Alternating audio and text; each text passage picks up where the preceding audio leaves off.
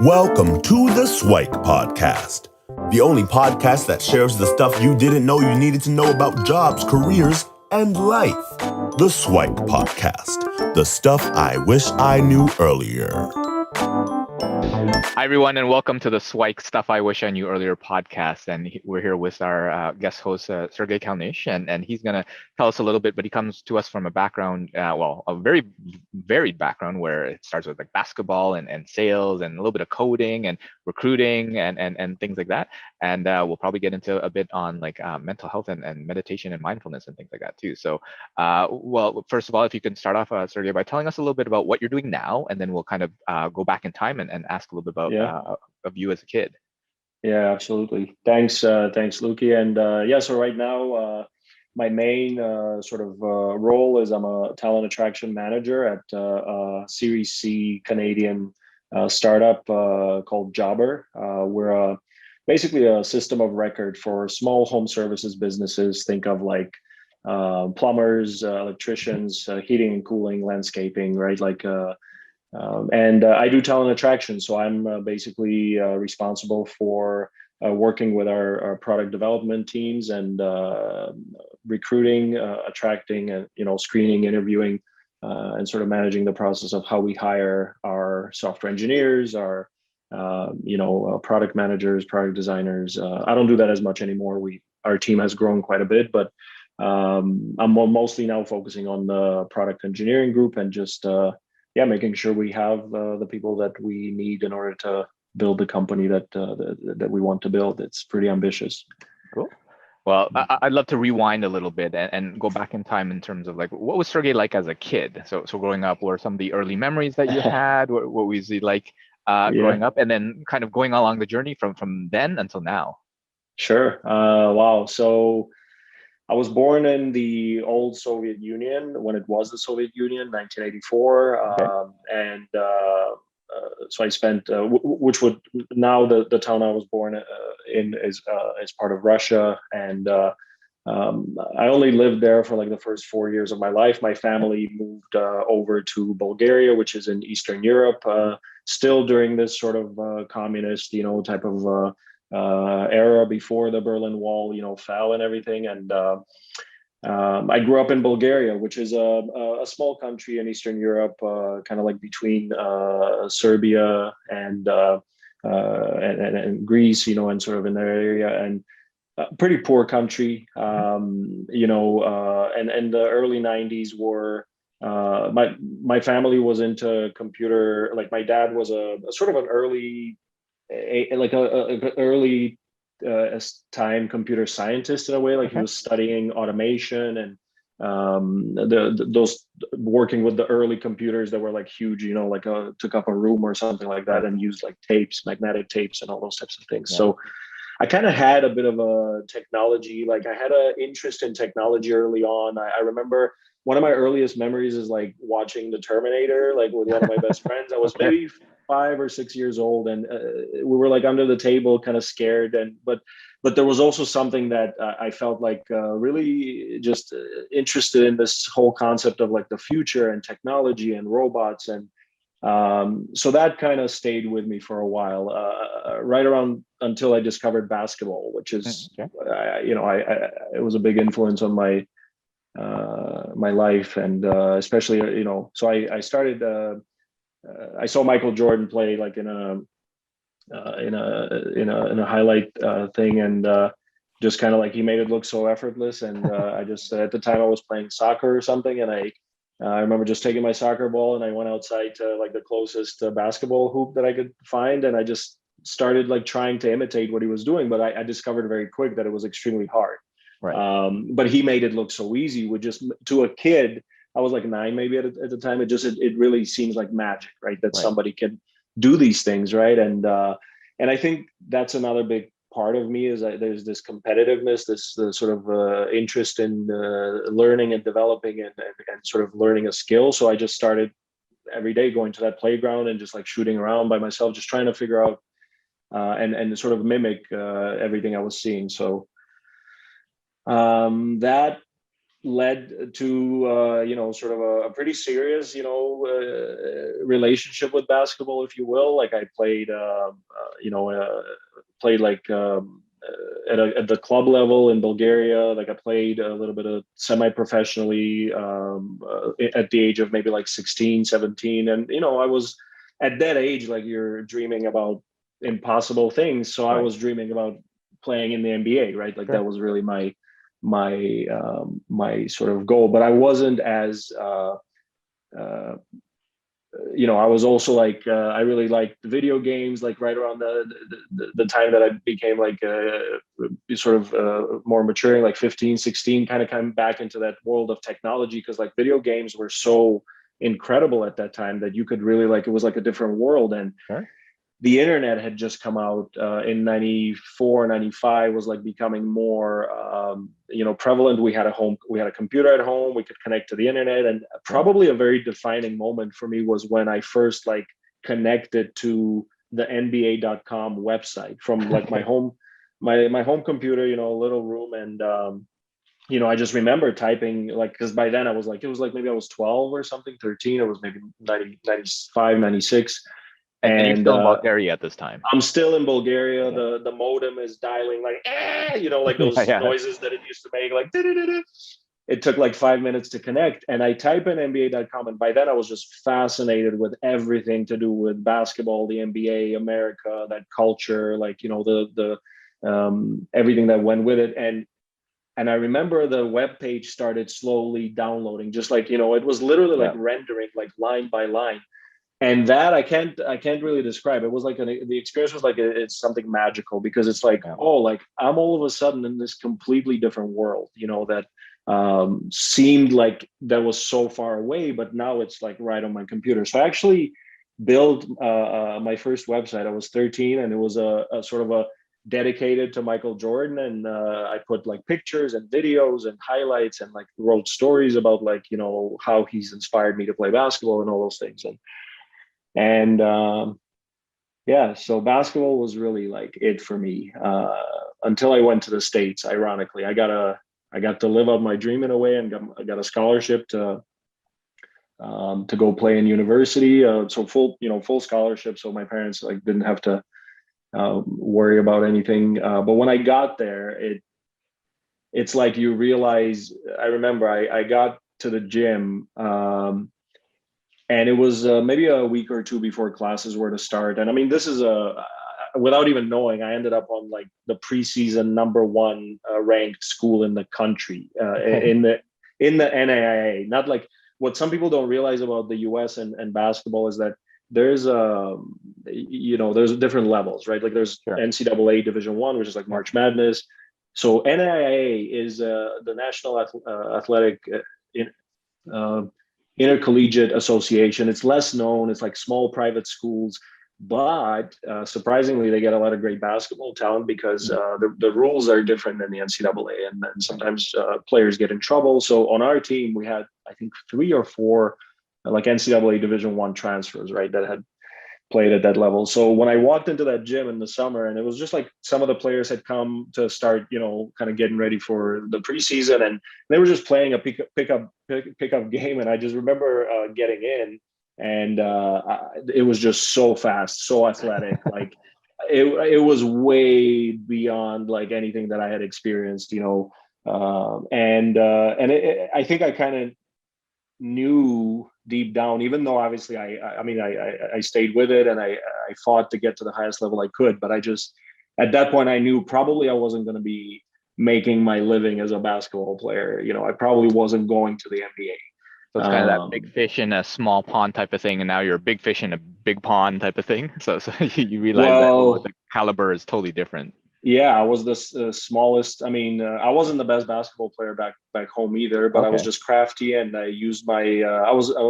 I played more smart than I was like physically gifted, or I wasn't very fast. I could shoot pretty well, but I played well. I was the guy that set the screens and dove for the ball, and kind of like a Dennis Rodman, but without the athleticism. So it's really not I was a great teammate. I was always like there I was always like keeping everybody together. I was cheering everybody on. I would give the spark play, and sometimes I'd have really, really good games. Like I did have, was pretty talented. I just, couldn't quite put it together. Didn't have that type of mentality and focus that I think it takes to be a professional athlete. Like you just have to be completely dedicated to that craft. My attention was all over the place, right? I was interested in business. I was interested in marketing. I was reading everything. I was, probably the first thing, if I could go back, like in the context of this podcast and the topic, is that I remember a teacher in high school coming up to me and my mom after like my like kind of like almost like a high school graduation, and she came up and she told my mom, she was like, because we had computer science and this was the computer science teacher. We had it in my high school. It was a pretty advanced high school for that time, and she said, he shouldn't be wasting his time with basketball. Like you talk to him to get into computer science. And she had actually worked in the same institute that my dad was working in. Like they really knew that technology was going to be the future, right? That computers were going to be the future. And at that time we were learning like Pascal, and we were learning like low level programming languages in high school, like at the age of like 15. This is, like in basically, just a few years after the Soviet Union, collapsed. So it was pretty advanced for its time, but I kind of never, I chose to go in the direction of pursuing my passion, my dream. And that took me to the States. That got me my education, and really started me on I think that the journey sort of in this sales, business, entrepreneurship world. So after I graduated, right, from like the age of 21 or 22 till just recently, that span that's been a wild ride. And how did you make that decision? So you were recruited into basketball and everyone's like flying around you and you're not able to keep up. And then when was that moment that said, you know what, I have another path and I'm going to choose, as you said, sales or something. Yeah. What was that decision? What was that decision like? Yeah, I fought it for quite some time. I kept pushing, and I transferred to another school, like a community college, and I played there, and then I was able to get another 4-year scholarship to like a NCAA Division II school. So like I was still kind of fighting for it, but that is really the school. So that's the school that I graduated from. It's called Northwood University. It's in Michigan, just maybe like a 5.5-hour drive from here, from Toronto. And Northwood University, like a small business school, maybe 2,000 students, but very, very rooted in this philosophy of free enterprise, right? And, free markets and entrepreneurship, right? And all those things. And those are things that I also, probably a very important thing just to mention really quickly, is that my dad, after becoming after the years of computer science and the Soviet Union collapsing and everything, he basically became an entrepreneur. He got into like starting different businesses, and that is also a big influence on me. That was right around the time I was a teenager as well. So when I got to this university at Northwood, it just all clicked, like in terms of like business, entrepreneurship. And this university, Northwood, is very entrepreneurial. It started by, or in many the DeVos family that started Amway, and they're sort of contributors. So that they're it's quite a unique, I think, educational institution in the sense that everything was focused on practical experience, right? Yeah. So if we were learning about, so I was studying in a program was called ESPM, Entertainment, Sports, and Promotions Management, like pretty niche space. And that's when I started thinking, okay, I can combine my passion with sports with my passion for sort of business and entrepreneurship. Right. And that program and that school allowed us to really get hands-on, right? So for example, when we were learning about promotions, right, like promoting events, we would actually the university would put events together, and we would all participate in the ticket sales and the sponsorships. We would go out and talk to the community to get, community support. And yeah, like we basically, like, it was a very practical way of learning whatever it is you were learning. For the sports side of things, we got the chance to like go and work at the NCAA Sweet 16 and the Final Four, like an Cool. experience, like the business side of sports, you know. That's when I think I kind of knew that, oh, like this world is way bigger than basketball, you know, and I Right. have the same type of, I'm probably better equipped to to be successful in that world, you know, because you know, it's also something that I kind of have a lot of passion for. So that's when it switched for me at Northwood. I was right around, you know, 21, 22, and starting to get involved in these events. And it's just like, I remember that the one event where it was a music festival, and I did the most out of everybody in terms of sales, ticket sales. Like Yeah.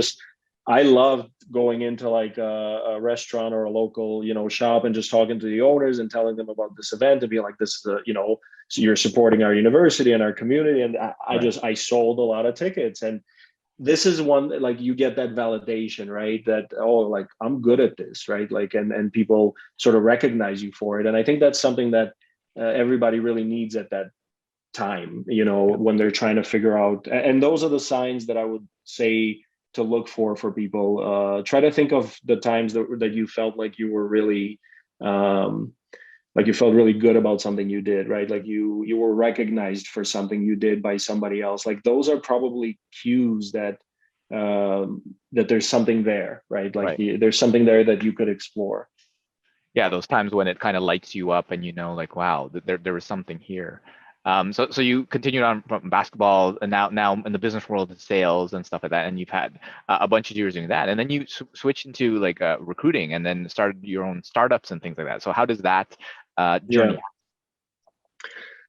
Yeah, before I get there, there's one more left or right moment that I think is super important for people that are after university, like after they graduate, maybe get that first job. Or I had an internship opportunity with Comcast in Philadelphia, which was Okay. and it was part of there were Philadelphia 76ers, right? The NBA and the NHL franchise. And I drove across from Michigan to Philadelphia with my best friend to go to the interview. And like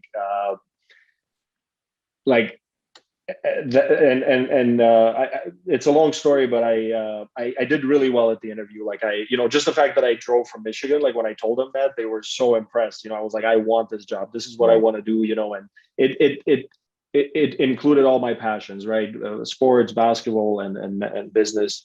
Um, I did really well. I got back, never heard from them again Hmm. for months. And I thought, oh, like they picked somebody else, you know. And I started, you know, okay, I graduated from the university. This was going to be my internship that transitioned me into like a full-time job. And now I have nothing.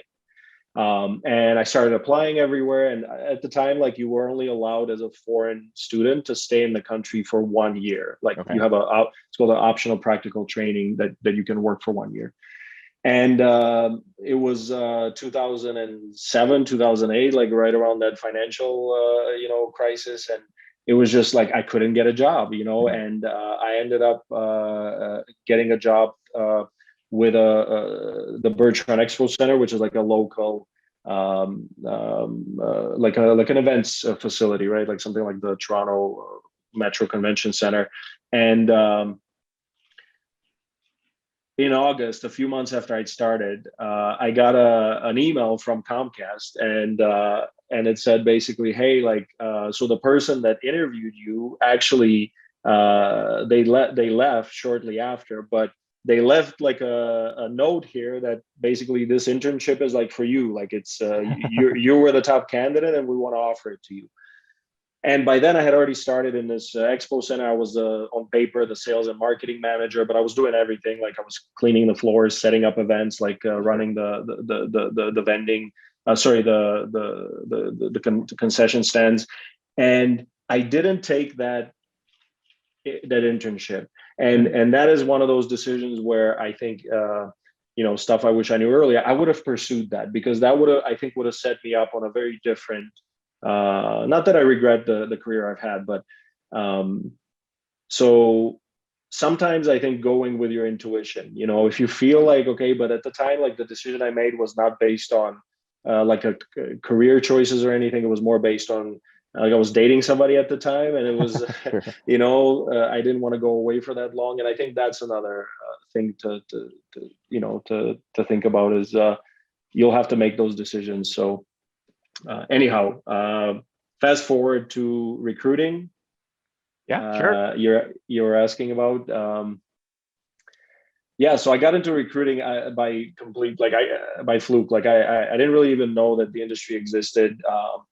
I was doing sales. I was working in sales, and when I first came to Canada, I already had some sales experience, and I kept going into it. Like the first job I got was in SaaS, like sales, software as a service, early Right. days, like 2010, 2011. There's a small company called Point Streak Sports Technologies, and very, very interesting.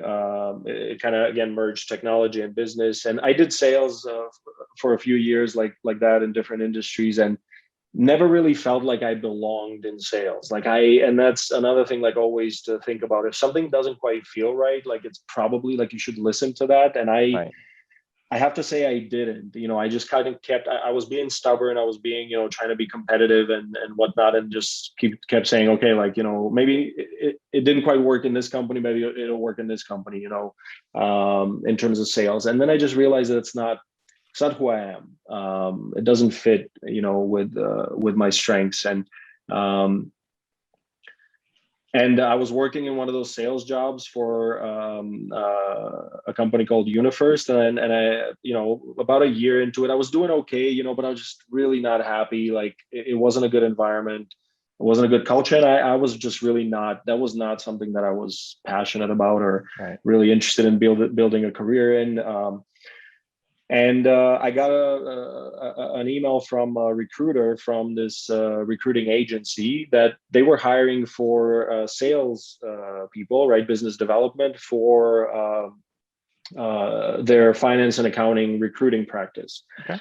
And maybe about 5 minutes into the conversation, like the recruiter that I was speaking with, and this is the real benefit of a good recruiter, she said, "Hey, like, you will be such a better fit for our technology division. Like this finance and accounting, this is not really. I think you'll be a much better fit in the technology division." So I went in there. I met with the VP, and and it's interesting. He really like painted this picture of the recruiting industry as it really appealed to me. He painted it in terms of, he quickly kind of figured out that I'm into basketball and sports. And so he made it sort of pitched it to me as it's like you're a sports agent almost, right? And you're Sure. like all these companies, and you're kind of like these software engineers and technical talent, they're very in demand. So, and it was so interesting. Like I didn't even know this industry existed.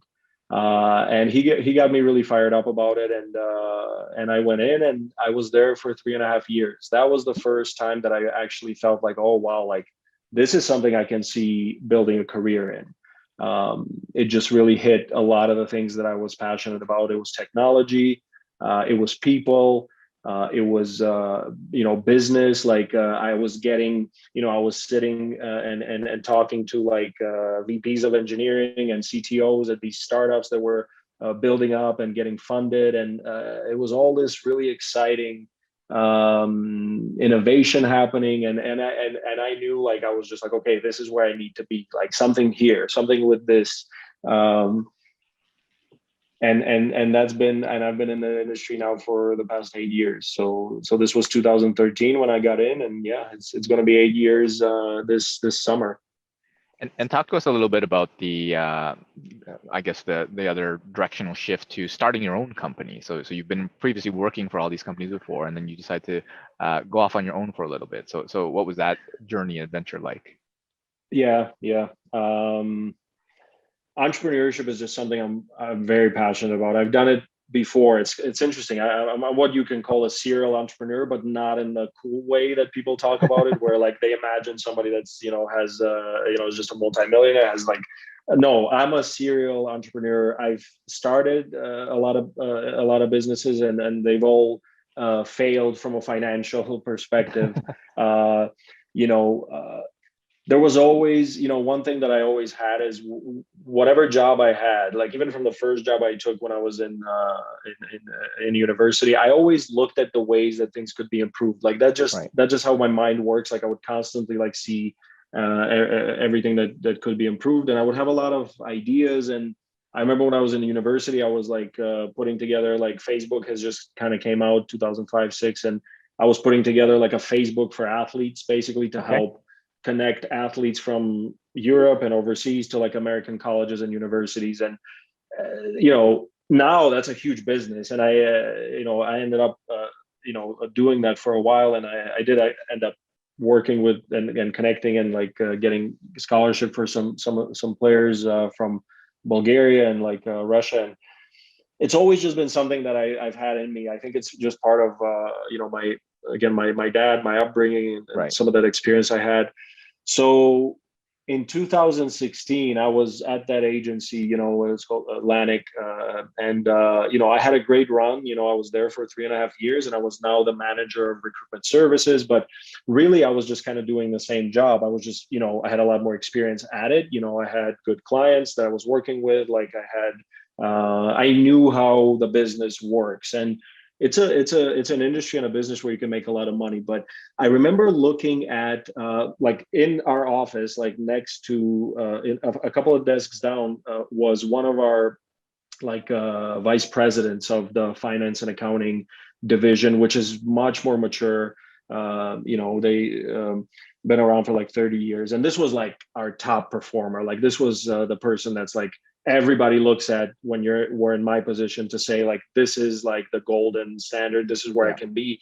And I just remember thinking like that's not where I want to be, like that's not where I want to be, that's not, yeah, like that wasn't me. I started getting interested in recruiting, and pretty quick, like within like 6 months to 8 months, I started working also like on the recruiting side. I was brought in to do sales, but I saw like I wanted to try that, and I wanted to grow and learn. And then after a while, I just felt like there was so much inefficiency in the way the recruiting industry operates, that sort of agency model. Like I was looking at the fact that, we work on so many client jobs, and because we worked on contingency a lot of the time, we only got paid for about 30% of the, or Right. so of the work that we did. So yeah, I just knew there was something better out there. We were working with a lot of startups, so I'm like, technology is like changing everything, and I just thought like now is the time. So I wanted to go out and try it on my own, in this industry. And my wife, now my girlfriend at the time, she was very supportive. I remember she was like, yeah, like, you have nothing to lose. And I made the decision, and I resigned and started SmartHire like the next day. November, it was November, like like November 8th, 2016. And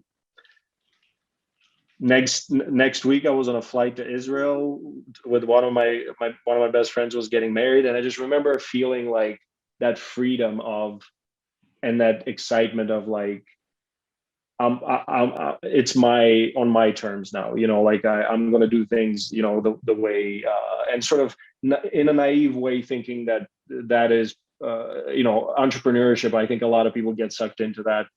They think that it's just, you're going to have all this, Right. you're going to travel, and you're going to have all this free time, and you're going to do all these things, and you're just going to work on a beach all for the rest of your life. Maybe some people can do that. That certainly was part of the appeal. I did also very much believe that there was solutions in the recruiting space that could be introduced that could drastically improve the experience for the candidates and the hiring managers, and eliminate a lot of the friction. So we started working on that, and I got into at first I did consulting. I basically went and joined like a small agency where basically I kind of was given the reins to try different things. So I tried like running like a recruitment processing, a process outsourcing, like outsourcing recruiting to. We had a team in the Philippines, and then it was the first time I had hired somebody, and I was training another recruiter, and kind of like doing some of the things that I couldn't quite get to do at the previous company, because like it was a much bigger company, and I really didn't have that that freedom.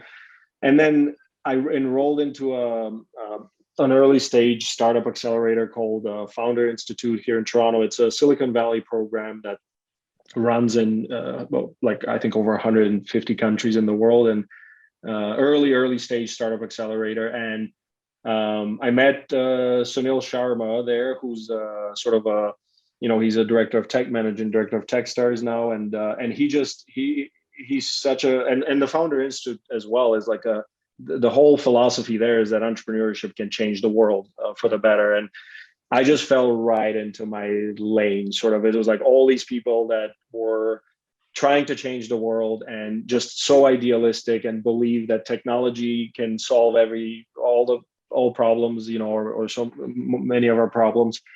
And that was, the last 5 years really of, well, 4.5 years before I joined Jobber. I was in that bubble. I was building that startup, and I got some funding, borrowed some money for the business, like just, started building software without really knowing anything about building software. I didn't have the knowledge really. I was making all the mistakes, on the go, and it didn't work out, not surprisingly. It didn't work out. We burned through a lot of money in a short period of time, and really didn't have at the end a working product. We had a lot of excitement and a lot of sort of early signs of, like, we did a lot of experiments that basically showed the concept working, but we could never build a product that we could actually go in and market. And the recovery from that was, and that was right before I got married, so 2018. So now we're starting to get into the wedding, and anybody that's gotten married and had a wedding in anywhere in and around the GTA, it's expensive even for a smaller group, and it's stressful.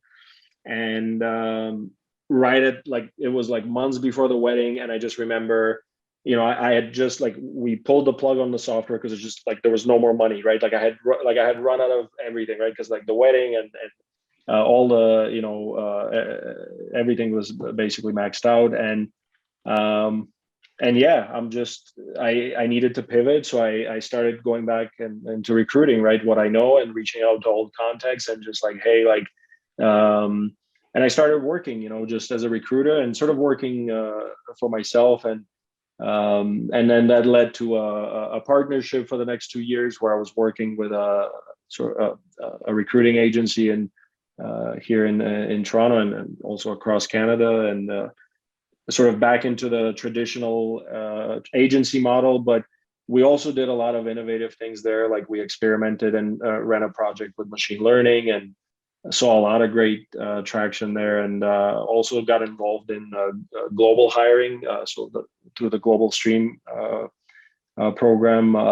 So just like the last 6 years have really been like the most accelerated learning I could possibly imagine in terms of the recruiting, craft. And now the last 7 months at Jobber, it's like putting it all together, because now you are in that position, like that position that I could never get to, right? As a early stage founder, like we're there where, we have a product that, customers are using, and it's growing, and, it's incredible. It's really been, I honestly, like sometimes I don't have even the ability at the time to look back and like take it all in, because it all happened so fast, like the last 6 years have just been a blink of an eye. And sounds amazing. It sounds like the first few chapters of the book, and you have plenty more to go. So we'll probably be eager to hear about what else is on the horizon. But I'd love if we kind of closed off with some of your SWIKE. So we'll probably come back and do a more deeper dive into things like the whole recruiting process, what's wrong, what could be changed improve, something on entrepreneurship and startups. There's a whole bunch of things I'm sure we can talk about there. And then before we're chatting also about things like mental health. So I don't know if you want to spend a little time on that, and then trying to share some of the SWIKE that you have for yourself there. Thank you for bringing that up. Yeah, that is something very important. And May is Mental Health Awareness Month, and just with everything that's been going on with the pandemic, it's actually pushed me to be a lot more outspoken and open about sort of just my experience with mental health. You know, and I don't view it as a negative. I think there's a lot of stigma attached to it, so I try to talk about it more. But you know, I've struggled with depression and anxiety for over 10 years now, really all the way going back to probably those days that I came to university in the States. Those were some of the early signs, but I didn't really get into understanding what it was and until I came to Canada in 2011. And that started a long journey that sort of just now I'm getting to the other end of where I'm comfortable enough talking about. And I also know that I've learned a lot that could be helpful, you know, to other people. And some of the things are, I tell everybody the very best thing I ever did for my mental health was discovering meditation.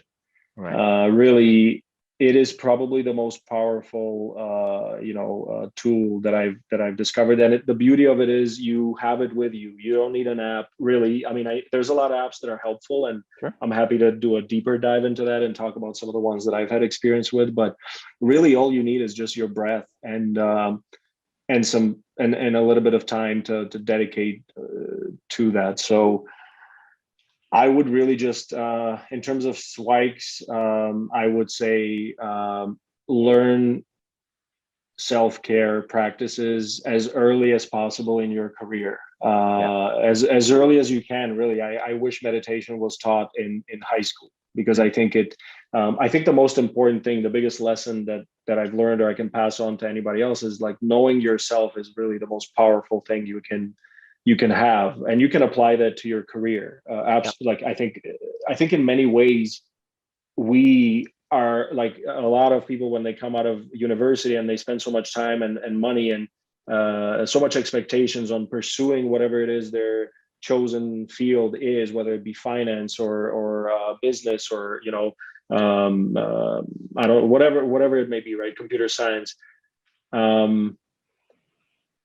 The more like I would focus on dedicating some time to getting to know yourself, right? To learn self-care practices, to learn about nutrition, to learn how important food is and rest, and learn what it is that you're all about outside of work.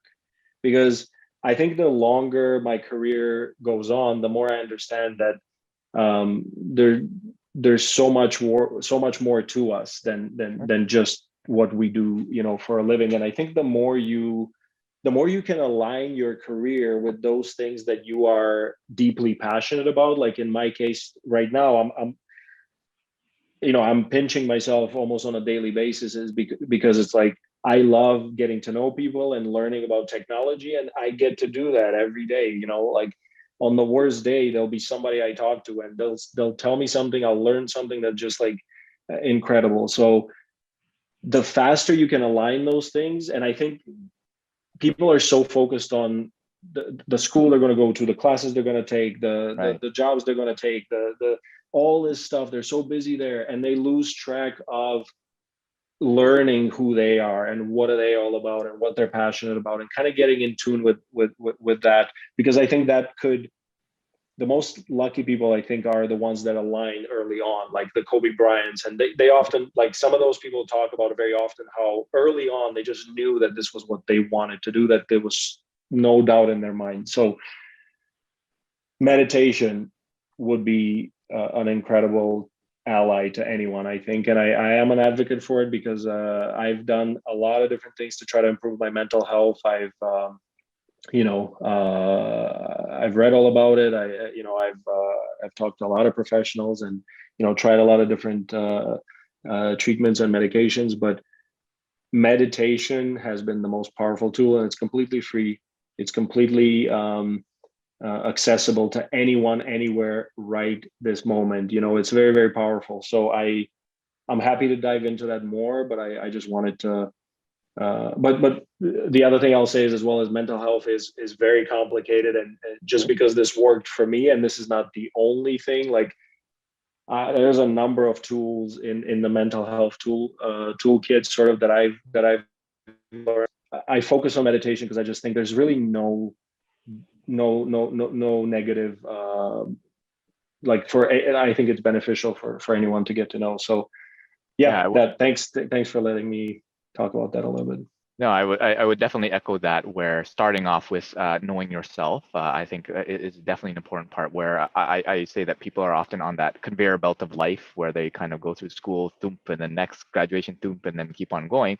But really, they don't do it because they want to. They're doing it because mom and dad expects them, culture expects them, whatever it is, expect them to do it. But they don't actually take the time of, well, what is my thing? And it makes sense because in our parents and our grandparents' generation, they didn't really have the choice. They didn't have things like the internet or basically all these kind of remote learning and anything. Like now you can pretty much reach out and access anyone, right?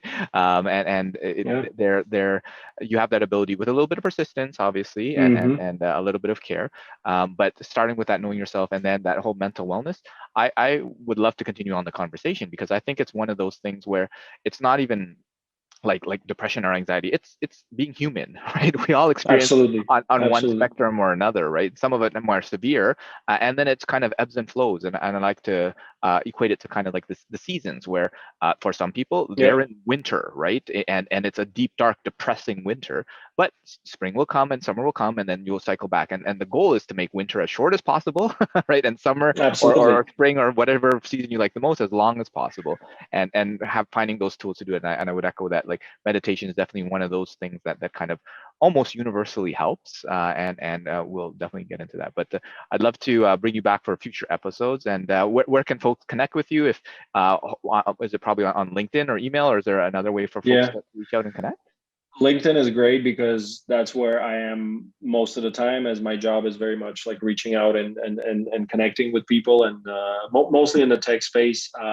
So LinkedIn, Sergey Kalnish. I'm on LinkedIn. I'm on Twitter. That's where I'm more, just sort of me and my personal opinions and on many different topics that I enjoy. Sergey Kalnish there, I think, also. These are great ways, and through LinkedIn is probably the easiest way to get a hold of me. And I would definitely recommend anyone. I mean, that's I think in terms of career development, and if you're early on in your career, invest in your LinkedIn profile. Right.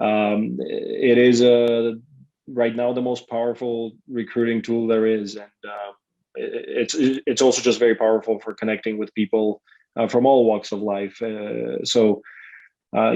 You can definitely find me there. Perfect. So thanks, Sergey, for joining us, and we're looking forward to having you back in a future episode. Really appreciate it, Luki. Thank you so much, and best of luck to everyone. Take care. All the best. Take care. Thanks for joining us on the SWIKE Stuff I Wish I Knew Earlier, the podcast. If you like the podcast, please subscribe on iTunes, Stitcher, or wherever you found this podcast. And if you can give us a review, that would be very appreciated. Feel free to contact me on LinkedIn at Luki Danu, LUKIDANU, and the same on most social media platforms. And I look forward to hearing from you. Thanks. Bye.